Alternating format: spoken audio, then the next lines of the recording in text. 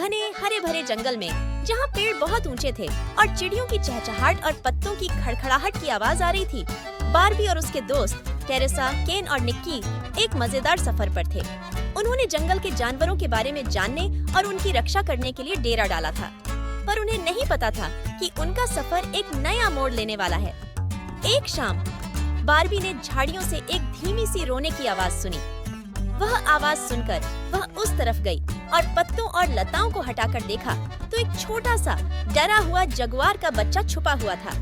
उसकी बड़ी बड़ी आंखें बारबी को देखकर डर और भूख से भर आईं। बारबी को उस पर बहुत दया आई और उसने सोचा कि उसे उसकी मदद करनी चाहिए। बारबी और उसके दोस्तों ने मिलकर उसे बचाने का फैसला किया। वे पंजों के निशान और पेड़ की शाखाओं पर लगे फर के टुकड़ों को देखकर आगे बढ़ते गए। रास्ते में उन्हें एक बूढ़ा तोता मिला, जिसने उन्हें जंगल में रास्ता दिखाने की पेशकश की, पर रास्ता आसान नहीं था।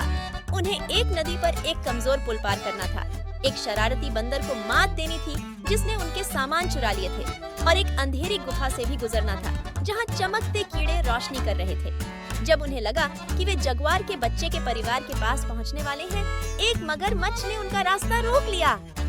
बारबी ने मगरमच्छ का ध्यान भटकाया ताकि उसके दोस्त आगे जा सकें। आखिरकार एक लंबे सफर के बाद वे जंगल में एक खुली जगह पर पहुँचे। वहाँ जगुआर के बच्चे की माँ इंतजार कर रही थी। बच्चा अपनी माँ को देखकर खुशी से उसकी तरफ दौड़ा और दोनों प्यार से एक दूसरे से लिपट गए। यह देखकर सबको बहुत खुशी हुई। जंगल के जानवर भी खुशी से झूमने लगे। बंदर पेड़ों पर झूल रहे थे, तोते खुशी से बोल रहे थे और एक हाथी भी चिंघाड़ रहा था। उस रात बारबी अपने दोस्तों के साथ आग के पास बैठी तारों को देख रही थी। उसने सोचा कि कैसे एक छोटी सी दया भी बहुत बड़ा फर्क कर सकती है। जैसे जंगल ने अपनी खुशी पत्तों की खड़खड़ाहट और जानवरों की आवाजों में बताई, बारबी और उसके दोस्त सो गए, अपने अगले सफर के सपने देखते हुए। Please subscribe and press the bell icon to get the latest videos.